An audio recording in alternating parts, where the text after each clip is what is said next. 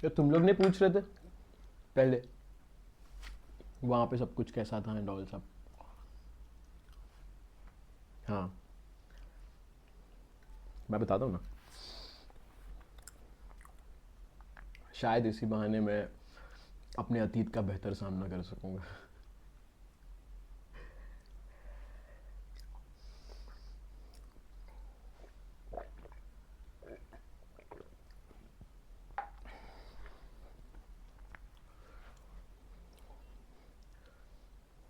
तो तुम लोग को तो पता है कि कांधार मेरे जीवन का थोड़ा सा मुश्किल वक्त था। हर वक्त बम फटता रहता था, चारों तरफ गोलियां चलती रहती थी, चीखते चिल्लाते हुए लोग। अभी उनकी भाषा भी हम लोग को नहीं समझ में आती थी, इधर उधर दौड़ रहे होते थे बेमतलब।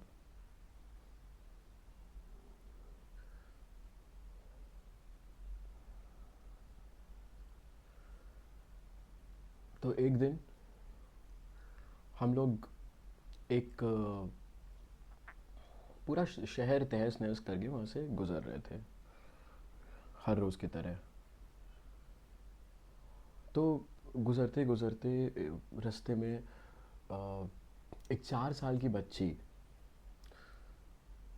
काली, बड़ी बड़ी आंखें, मतलब देखो तो इतनी प्यारी कि देखोगे तो देखते रह जाओगे।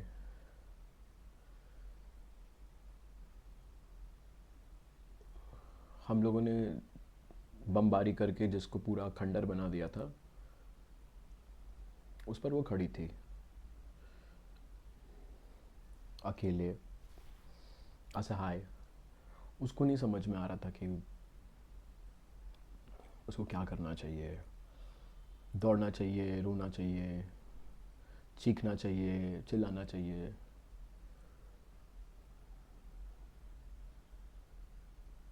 तो मैं उस नन्ही परी के पास गया,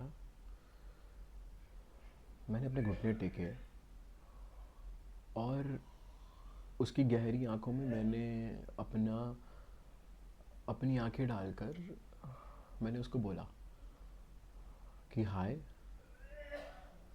मैं वरुण हूँ और सब कुछ ठीक हो जाएगा।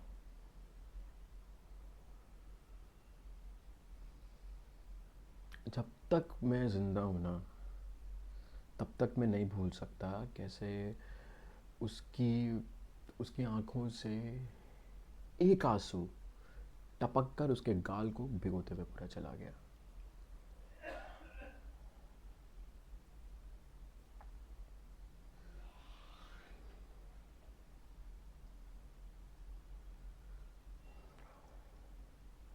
उसने अपने दोनों छोटे छोटे हाथ मेरे मेरे सीने पे रखे। तो मैंने उस वक्त ना वो महसूस किया कि वो मेरे को इतने ज़ोर से पकड़ने की कोशिश कर रही थी उस वक्त। वो बच्ची जो कुछ भी महसूस कर रही थी ना, वो एहसास मेरे सीने से लिपट गया था।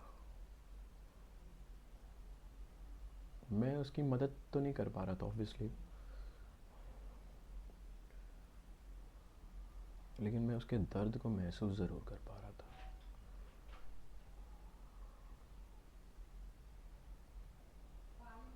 एक 4 साल की बच्ची तबाह हो गई, और इस तबाही का कारण कोई और नहीं था, मैं था।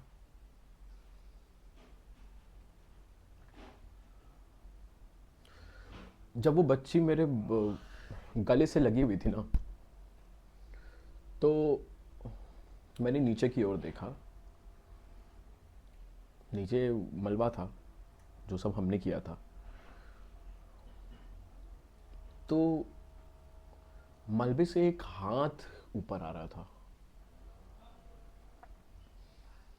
मैं समझ गया कि वो उसकी माँ का है। इसीलिए वो वहाँ से नहीं हिल रही थी, इसलिए वहाँ से खड़ी थी वो। तो उसको समझ में नहीं आ रहा था ना कि अब क्या करना चाहिए।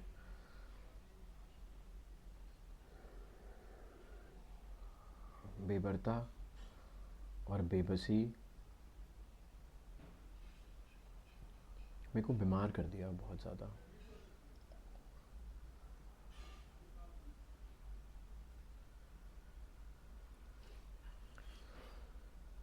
यार हम लोग युद्ध करने जाते हैं, हम लोग ये सोच के जाते हैं कि मानवता की भलाई के लिए लड़ेंगे ना, लेकिन एक 4 साल की बच्ची के नज़र से देखोगे ना, जो तुम्हारे बाहों में है, तो दीन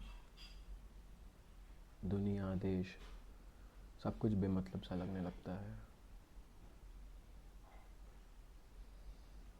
और दिमाग एक सवाल के भंवर में फंस जाता है